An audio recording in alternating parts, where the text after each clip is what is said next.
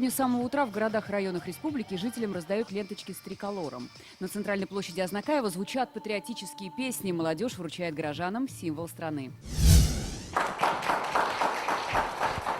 Этот день останется в памяти юных казанцев. Сегодня, в день флага, они торжественно получили паспорт гражданина России. Вручал главный документ герой Расим Баксиков. Я немножко завидовал ребятам, потому что такая торжественность, ну и дата знаменательная. Ждала этого дня, наверное, больше, чем своего дня рождения.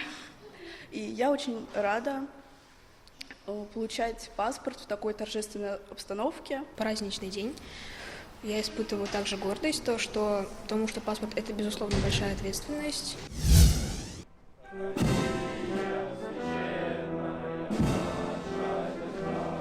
В Казанском полку Росгвардии российский стяг с почестями подняли под гимн. Военнослужащие и сотрудники ведомства прошли торжественным маршем.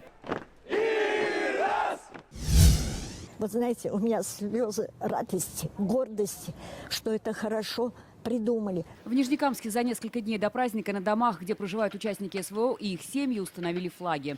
Сегодня дань уважения символу государства отдали юные нижнекамцы, воспитанники детского лагеря «Камский Артек», юноармейцы, кадеты. Также были представители боевого братства и участники СВО. Я вообще уважаю вот этот весь праздник. Сами знаете, в чем хожу, в чем как-то. Уважаю просто этот праздник и все. Коротко и ясно.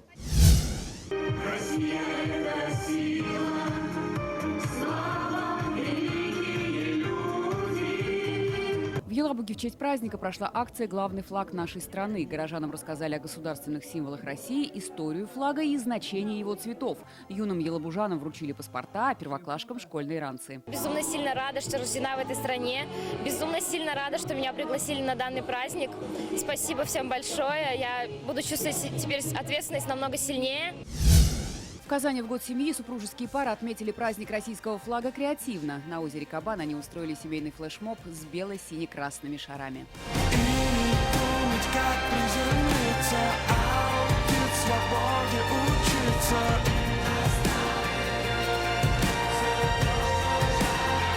Светлана Звонарева, ТНВ, Татарстан.